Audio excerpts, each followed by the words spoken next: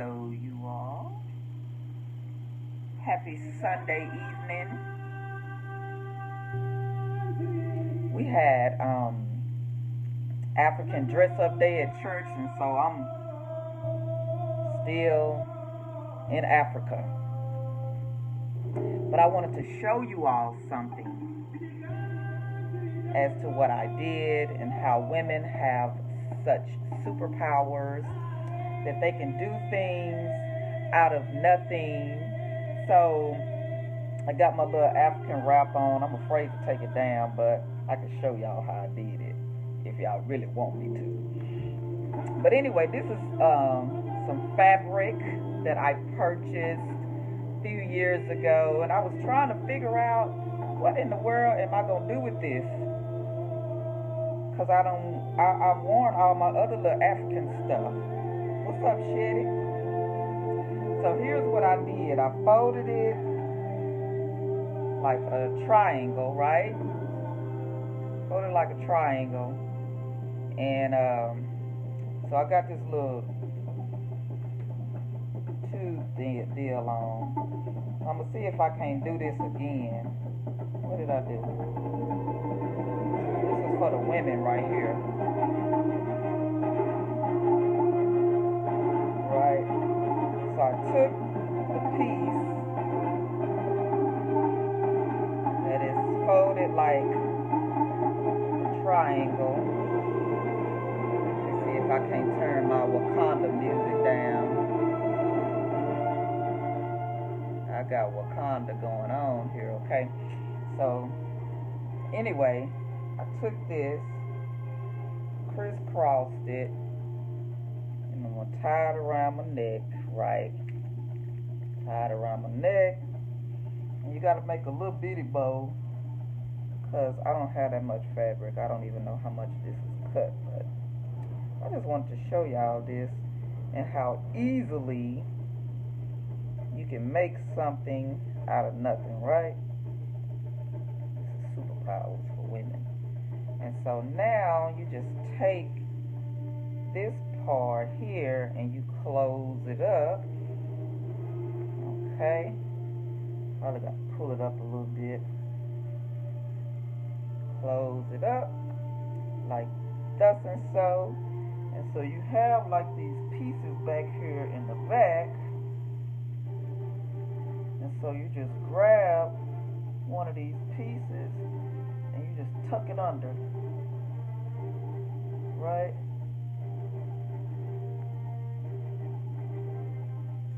Tuck it under. Can't even see what I'm doing now. Okay, tuck it under. There we go. Tucking all of this under. Pulling it to the center. You come on this side and you tuck this under also all the way around, and if you're holding this piece here in the middle, make sure it's all tucked under, and straighten it out some, right? But you got this piece here, take it off around my neck a little bit, and you're holding it. You're holding this.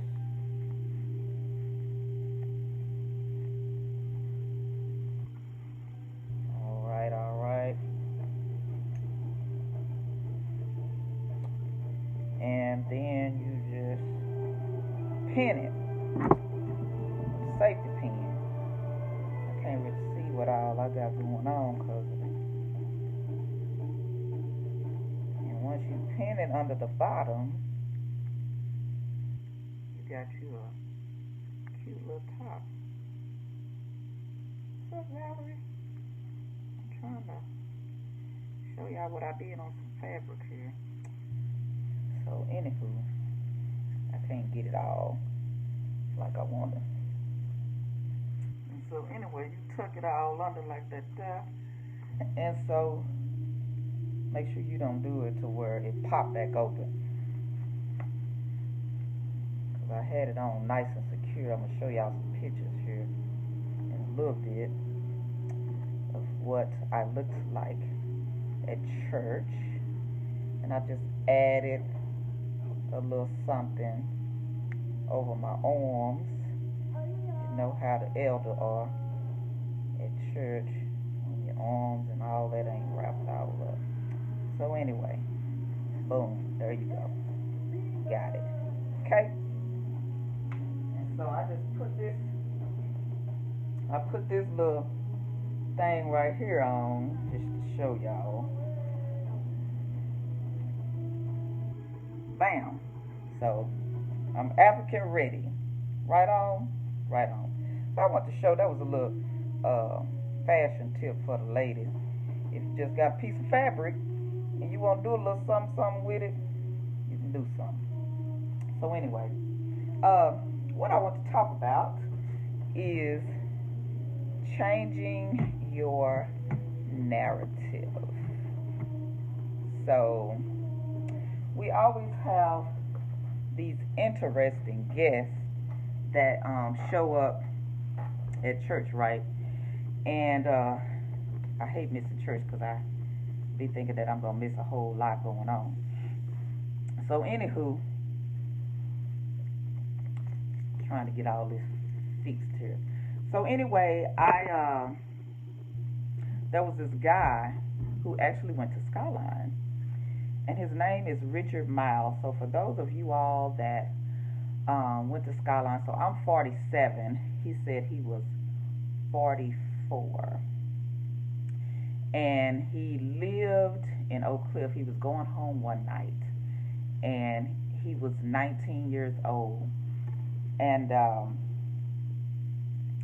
he got surrounded by the police because they said that he had been involved in a murder. So this guy spent 15 years in prison. He had a 60-year sentence. Spent 15 years in prison, and he was released 2009 and exonerated in 2012. So this guy was wrongfully convicted of a murder in Dallas, Texas. And so he was at church today, and he told a little bit of his story. And he remembered being in Pastor Rush's Skyline Unlimited Choir, which I was also in back during the time I went to Skyline High School. I think he said he graduated from Kimball or whatever, but his name is Richard Miles, who was wrongfully accused of a murder that was in Dallas, Texas. And I'm saying all that to say, this guy now has an organization called Miles of Freedom. And I hadn't looked into it just to see what it was all about. But I wanted to share this story because this particular guy could have just given up and just did his time knowing that he was an innocent man. And he said he met another innocent man in prison that had already been doing time and has now been doing 30 years. He's been in prison 30 years, but the guy was telling him to go and look up, research something for him to try and get, another trial kind of thing, so that he could be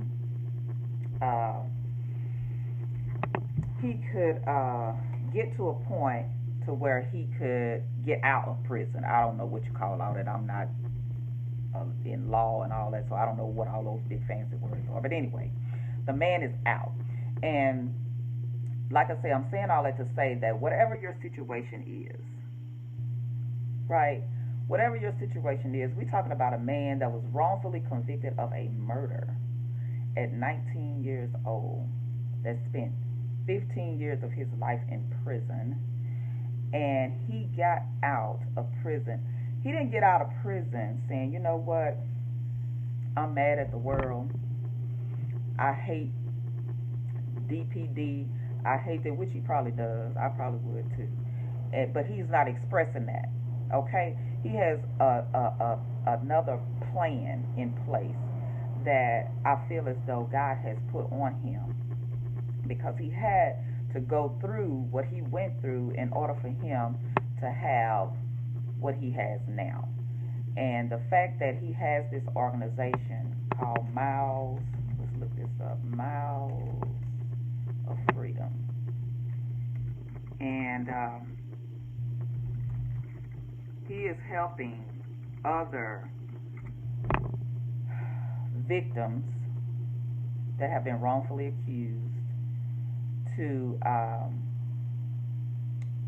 free themselves of their convictions. And I just think that it was an excellent story of this man to have gotten out and is now doing something very positive with his life.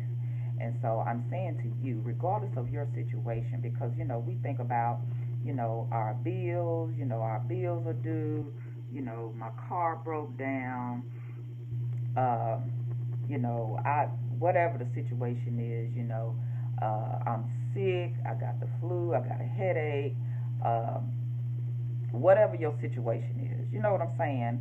You got to think about other people's situation. When you sit down and you listen to someone else's situation and you compare it to yours, oh my God, I just need to be thankful that this hasn't happened to me or that hasn't happened to me, and just be thankful of what it is that you have not gone through or you haven't experienced or whatever, and basically just change the narrative of whatever your story is. Because if you're not happy with what you're doing and where you are, you can change that. You can change the narrative of that. You can just say, okay, you know what? I got another plan for myself. I'm gonna sit down, get me a journal, and I'm gonna write out a plan for myself, okay?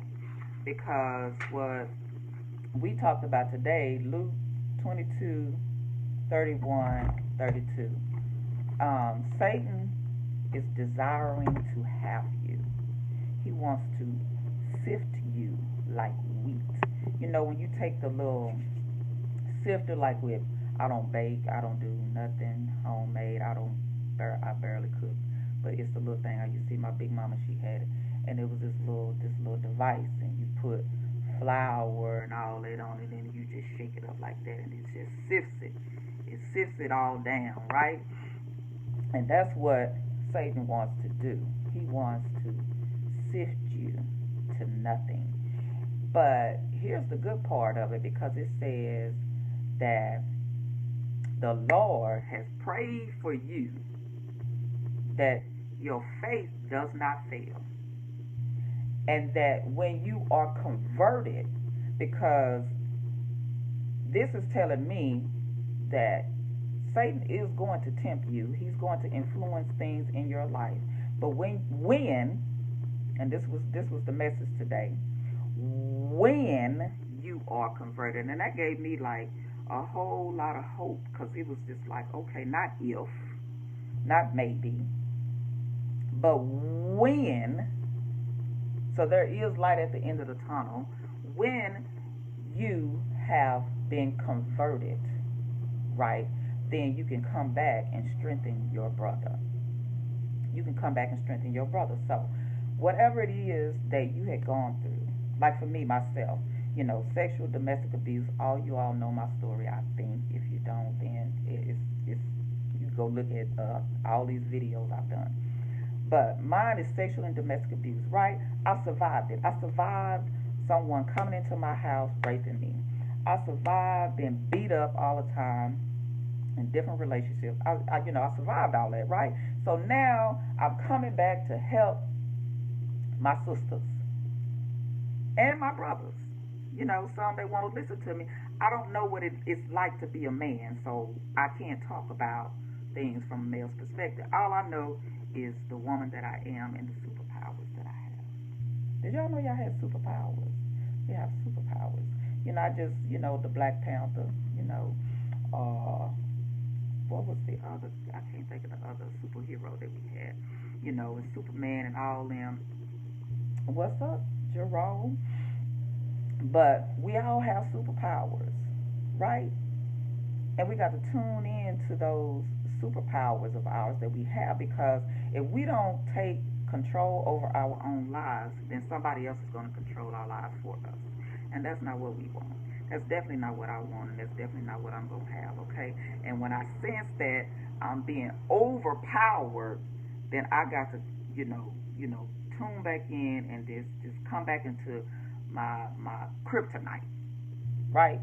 And get my power back, and change the narrative of what my story is, because I don't want to be, I don't want to be known as the girl that, you know just was victimized, and like Tamara in the Bible, where she was raped by her brother, and she never ever recovered from that.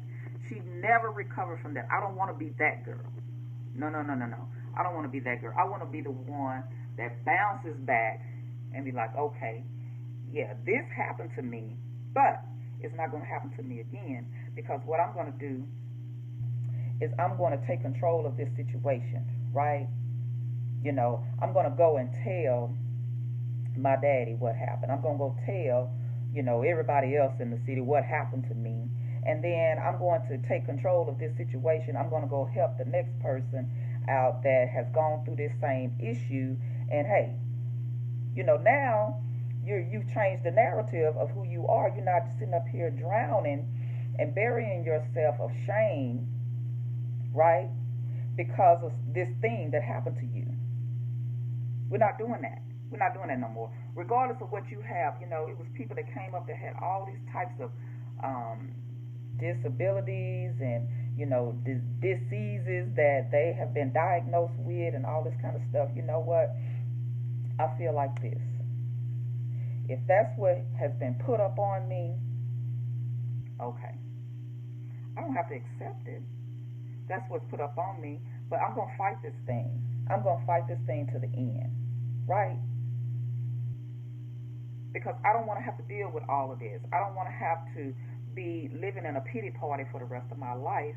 I want to do things that's going to help me to be able to help somebody else, regardless of what the situation is. Because I already know that Satan wants to sift me. And anything that you're doing for Christ, if you're following Christ, and you're doing great things, he's after you. If he ain't after you, then you might need to go back and reevaluate yourself, because that means he already have you, right? So I know he's after me. He's after me. He wants to silence me.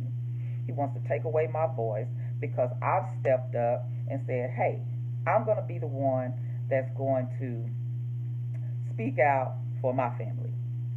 And for every other young woman or young girl or whatever one, whatever man, I'm going to be the voice. So I'm going to speak out against sexual and domestic abuse. Satan does not like that. He does not like that. Okay? So, and I get that. So I know that at some point I'm going to be under attack. Why? For that reason. Because he don't like when people are getting better and getting healed and then going out helping other people. Really? Oh, no. His job is to steal, kill, and destroy. So all I'm telling you is change the narrative of your story. Change the narrative of what you want your story to end. When you have your birth date, your sunrise and your sunset, let that dash in between mean something. Have something in your dash that people will be, or that people will remember you by. Leave a legacy in there, right? Leave a legacy in there. I always show my book. This is my book. If y'all didn't know, I wrote this book, and I'm talking about my life memoir. certain parts of my life where I dealt with sexual and domestic abuse, right? So when I leave this earth, this is still gonna be here. This is my legacy. I'm gonna have several more after this, but this is the first book that I ever wrote. Okay, and this is my legacy. I am a co-author in this one right here, right? Okay. Yeah. So I wanted to do something different with myself. I wanted to do something different with my life. So now I've made this commitment to myself to go around and to help those that have gone through sexual and domestic abuse. You too can do the same. If you got a man that was wrongfully convicted of a murder right here in Dallas, Texas, for those of y'all that are in the DF Dub, okay? Right here in Dallas, Texas, they went to Skyline. That close? So I'm a little bit older than he is, but I'm like, Lord have mercy. Really? And just to see somebody live and in person that has gone through something like that and then got out to do something great. So don't let what man says be the final say so for your life. You change your narrative. You keep your faith. Faith without works is dead, right? So we got to take action. We got to get in a position to receive if we're gonna be receivers. When y'all watch football, I don't know nothing about football, but I'm gonna say something. Y'all can correct me if I'm wrong. But when you throw the ball to the receiver, a lot of times that ball ain't you. The receiver got to move to where the ball is, right? So that means you yourself. You can't sit still and think that things are going to happen for you differently in your life. You're going to have to execute. You're going to have to move. You're going to have to make some kind of move in your life in order for the narrative to change. Because if you stand still, and I was watching, I hope y'all ain't seen Photograph. If y'all don't seen Photograph, just log on off right now. Just sign off for this. Because I see movies when they come out. But Photograph, a love story. I love stories, okay? But here's a very talented woman that grew up in the country, fell in love. She'd been in love with this man, and she wanted more. She wanted more. She didn't want to just sit in this little small town and just let that be the rest of her life. She said that she didn't want cooking dinner to be her greatest accomplishment of the day for this man that she was so in love with. Now, mind you, he wanted to marry her and everything. But she was like, you know what, I want more. And he couldn't see himself moving in the direction that she was moving in, right? And so she left and she went to the big city and she started this whole new life for herself. And she ended up going back, but it was because, her mom, I don't want to tell all the movie. But anyway, forget all that. I'm going to let y'all go see the movie. But the fact of the matter is, what I'm trying to say is, some people outgrow you. Some people just totally outgrow you. I should have had this light on. I'm almost done. But anyway, so if you don't move and you're trying to have a life with somebody else, you might just get left behind. Because nowadays, people are not waiting on you. They have things that they got to do. They have things they want to do.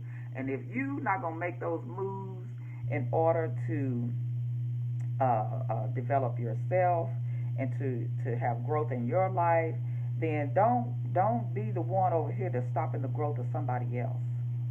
And just because somebody else wants to have better things in their life, don't try to shrink them and try and discourage them and make them believe that there's the things that they want to do they can't do because you don't want them to do it, or you can't see yourself where they are. Don't do that. Don't do that. Let them go.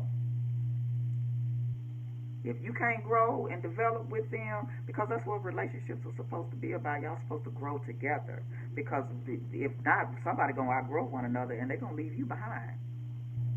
And then you're going to be feeling sorry for yourself. Okay? So just change the narrative. Change the narrative of your story. If you don't like where you are, if you don't like what you're doing, if you don't like the path that you're going down right at this moment, then you, yourself, my brother and my sister, can change that. Okay? And I think that's all I got for y'all right now. But I was so into my little, where my African music go? I was so into my little African music. And Africa, everybody looked so beautiful at church today, and I was just like, man, I love it. Everybody in the whole entire IBOC had on their African attire. So I want to come and show y'all how I did my little rap. I can't really see, but I think it's a little messed up right here. But anyway, y'all go back and look at the video from the very beginning and see how I did my little concoction here or whatever. So, anywho, y'all have yourself a great day.